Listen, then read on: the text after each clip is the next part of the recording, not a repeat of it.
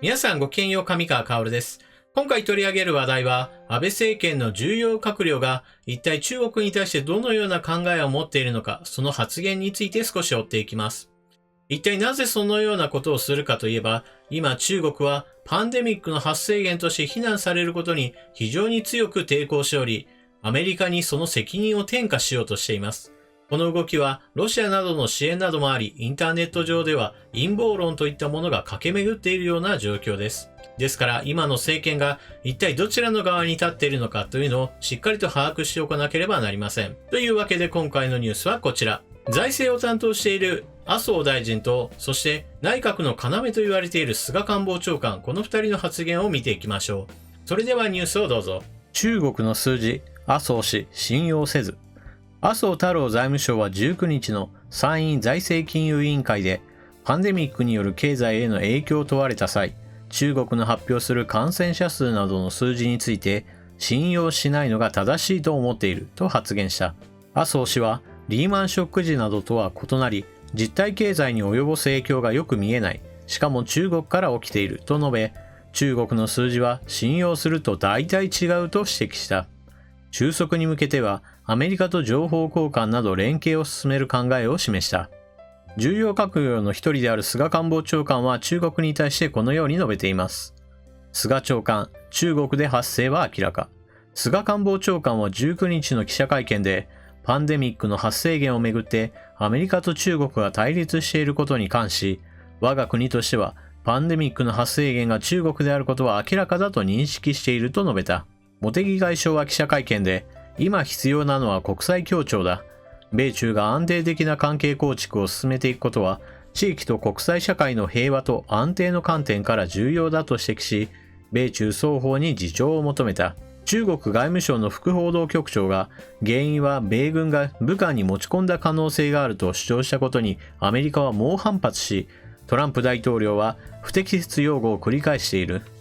最初にお断りをしておかなければならなかったのですが、この記事の中には少しだけ改良がされています。それは YouTube においてはこの言葉を使ってはいけないという明確なキーワードがあるため、それらについてある程度置き換えを行っています。また、トランプ大統領の発言については、以前私は動画にしたのですが、その動画は丸ごと不適切指定を受けてしまいました。そのため、トランプ大統領の発言というものは YouTube 上においては、発してはならない言葉として認識されている可能性があります。もちろん私のチャンネルの動画だからという理由もあるかもしれません。そういった理由はあって、トランプ大統領の言葉については丸ごと不正字とさせてもらいました。さて、それはそれとして、麻生大臣の言うように中国の発表している数字というものを真に受けてはいけません。必ずどのような発表があっても、これは本当かな、もしくはどの程度信憑性があるのかなといったところを必ず一店舗置かなければなりません。そのまま聞いて、そうだなというふうに考えることはできません。こういった意味で麻生大臣が国会の場において中国の発表をそのまま信じないとはっきりと言っていることは非常に用心深く、現在の中国に対する姿勢としては正しい行動だと私は思います。そして今回の問題の発生源が一体どこの国であるのか、今中国がアメリカに対して責任転嫁をしようとしていることに関して菅官房長官がしっかりとこの問題の発生源というのは中国で間違いないと発言していることも、これも正しいことです。このように重要閣僚2人がしっかりと問題は中国にあると認識していることをはっきりと言える状況なのは良いことです。だからこそ一つ問題があります。それは今中国にかけている入国制限などにおいてこれをいつ解除するのかという問題です。麻生大臣の言うように中国が発表している数字をそのまま信じることは私はできないと思います。皆さん、そもそもの問題として思い出してみてください。このパンデミックの原因となっているこの問題、一体何が一番厄介かといえば、それは症状が軽いもしくは症状の自覚がないような人でも人に移してしまい、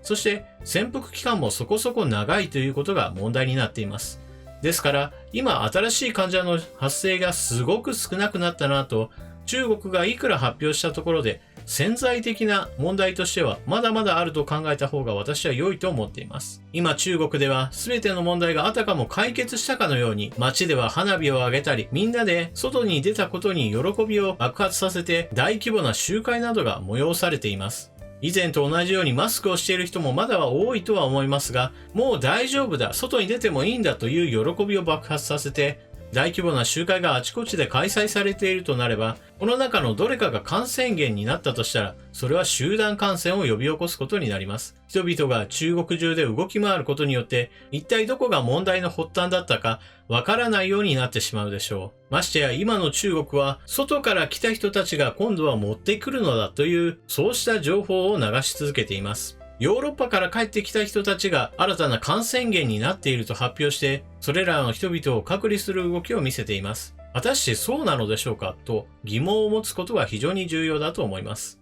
もはや国内では新たな感染者が全くいませんよというような発表をそのまま鵜呑みにすれば、確かに、中国の問題は解決したんだなと思うことができるわけですが、これがもしも地方の役人たちがもう収束したように習近平国家主席が言ってるし、この報告を上げたらまずいかもなと、地方のレベルで数字を握りつぶしているようなことがあったらどうするのでしょうか。中国が発表しているように、もう新たな感染者というものはほとんどいないという言葉を真に受けて、このまま中国に対する入国制限などをすぐさま解除するようなことがないように私は願っています。少なくとも麻生大臣や菅官房長官の言葉を聞けば用心深い性格ということがわかるので、この二人については問題ないでしょう。しかし残念ながら自民党の内部には親中派の議員たちが非常に多くいることは今回の騒動においても明らかになっています。ですからそういった親中派議員たちの声が大きくなった時に、中国政府の言っている数字というものをそのまま真に受けてはいけない。